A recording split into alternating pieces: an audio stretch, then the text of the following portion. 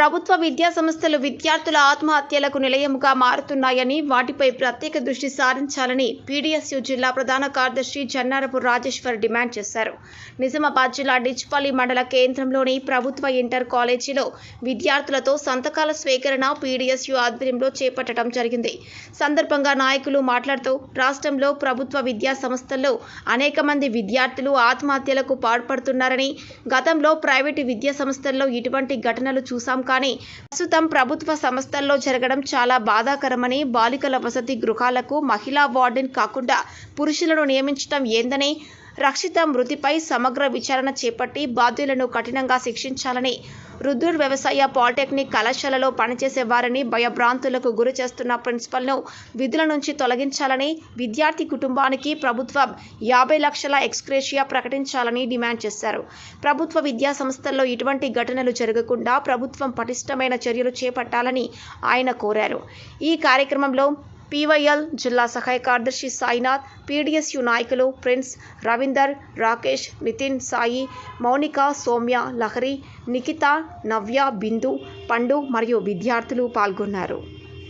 PDS PYL ఆధ్వర్యంలో రక్షిత ఏదైతే అనుమానాస్పదంగా మృతి చెందిందో దానికి సపోర్ట్గా అందరం మేము ఉన్నామంటూ డిచ్పల్ జూనియర్ కళాశాలలో సంతకాల సేకరణ చేయడం జరిగింది. ఈరోజు మనం గమనిస్తున్నాం, ఎక్కడ చూసినా కూడా అమ్మాయిలపై అనేక విధాలుగా దాడులు జరుగుతున్నాయి. అలాగే చిన్నపిల్లలని కూడా చూడకుండా సైతం అలాంటి సంఘటనలు జరుగుతున్నాయి.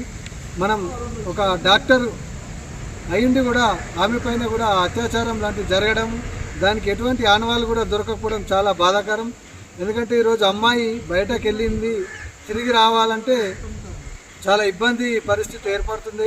ఈరోజు ఎక్కడ చూసినా కూడా అమ్మాయిలపై ఇలాంటి దాడులు జరగడం వల్ల ఈరోజు తల్లిదండ్రులు అమ్మాయిల్ని బయటకు పంపించాలన్నా, చదువు విషయంలో ఇంకా జాబ్ పరంగా ఎలాంటి విషయాల్లో బయటకు పంపించాలంటే ఈరోజు భయపడే పరిస్థితి తీసుకొస్తున్నారు. వీటన్నిటి కూడా ప్రభుత్వాల విఫలమే. ఎందుకంటే గతంలో ఎలాగైతే అమ్మాయిలపై దాడులు జరిగేటియో ఇప్పుడు మళ్ళా అదే రకంగా ఈరోజు దాడులు జరిగే పరిస్థితి ఏర్పడుతుంది. అమ్మాయిలందరూ కూడా ఈరోజు మగవాళ్లకు సరిపడా ఉన్నామని తెలియజేస్తున్న క్రమం ఉన్నా కూడా ఈరోజు ఎక్కడో తెలియని చోట అమ్మాయిలపై దాడులు జరుగుతూనే ఉన్నాయి. స్కూల్లో కావచ్చు, కాలేజీలలో కావచ్చు, ఆఫీసులలో కావచ్చు, ఇలాంటి చాలా చోట్ల కూడా అమ్మాయిల్ని మానసికంగా ఇలా హింసించడము, వాళ్ళని వేధించడాలు అనేది జరుగుతున్నాయి. కాబట్టి వాటినంటిని అరికట్టడానికి, అలాగే వాటన్నింటినీ దూరం చేయాలంటే మనం అందరం కూడా ఇంకా అనేక ఉద్యమాలు చేయాల్సింది. అమ్మాయిలు కూడా ధైర్యం ఉండాలా, ఏది జరిగినా కూడా దాన్ని సిగ్గుపడకుండా బయటకు చెప్పి ఎవరైతే మనను హింసించినా బాధ పెట్టినా వాళ్ళని గల్లాబట్టి బయటకు గుంజుకొచ్చినప్పుడే మనం ఈరోజు ఆ దాడిని ఎదుర్కోగలుగుతాం. ఈరోజు వాస్తవంగా ఏంటంటే అమ్మాయిలందరూ కూడా అయ్యో చెప్తే నా పరువు ఎక్కడ పోతుందో, అయ్యో నాకేమన్నా అవుతుందేమో ఒక భయంతో ఇంకా అది ఇష్యూ అనేది పెద్ద చేయడానికి కారణమవుతుంది. కాబట్టి చిన్నగా ఏదైనా అన్నప్పుడే దాన్ని బయటకు తీసి అప్పుడే గల్లబట్టు మనం ఏదో చేసినట్లయితే అప్పుడు కరెక్ట్ దానికి పరిష్కారం అనేది దొరుకుతుంది, ఈ దాడి జరగకుండా జరుగుతుంది. కాబట్టి రక్షిత అమ్మాయి ఏదైతుందో అది నిజంగా వాస్తవంగా అనుమానాస్పదంగా అక్కడ జరిగిన సంఘటన అక్కడ ఏదో వాళ్ళు కావాలని చేసింది. కాబట్టి ఆ కుటుంబానికి న్యాయం జరిగే వరకు మనమందరం కూడా పోరాడతామని చెప్పేసి ఈ సందర్భంగా తెలియజేస్తున్నాం. ఈ మధ్యకాలంలో ప్రభుత్వ విద్యా సంస్థల్లో అనేక మంది విద్యార్థులు ఆత్మహత్యలకు పాల్పడుతున్నారు.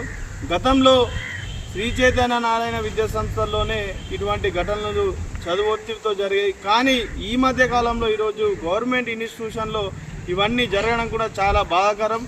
ఎందుకంటే అక్కడ ఉన్నటువంటి ఫెసిలిటీస్ కావచ్చు, లేదా అక్కడ ఉన్నటువంటి ఇబ్బందులకు కావచ్చు, ఇవన్నీ కూడా ప్రభుత్వం సరిగా పట్టించుకోవడం లేకపోవడం వల్ల ఇటువంటి ఘటనలు జరుగుతున్నాయి.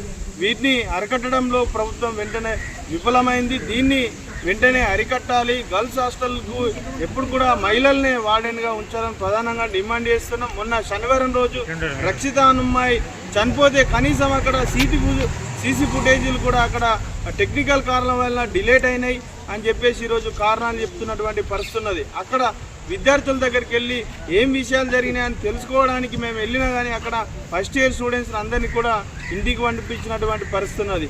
కనీసం మృతదేహాన్ని వాళ్ళ తల్లిదండ్రులు రాకముందే పోస్ట్ మార్టానికి పంపించినటువంటి పరిస్థితి. ఇవన్నీ ఘటనలు చూస్తుంటే ఆమె పైన ఏదో అక్కడ జరిగిందని మాకు అనుమానాలు. దీనిపైన వెంటనే సమగ్రంగా విచారణ జరపాలి.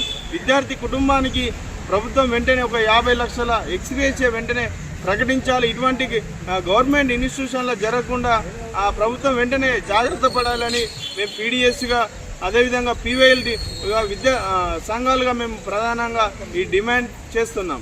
ఈ సందర్భంగా డిచ్పల్లి జూనియర్ కళాశాలలో విద్యార్థులతోని సంతకాల సేకరణ చేయడం జరిగింది.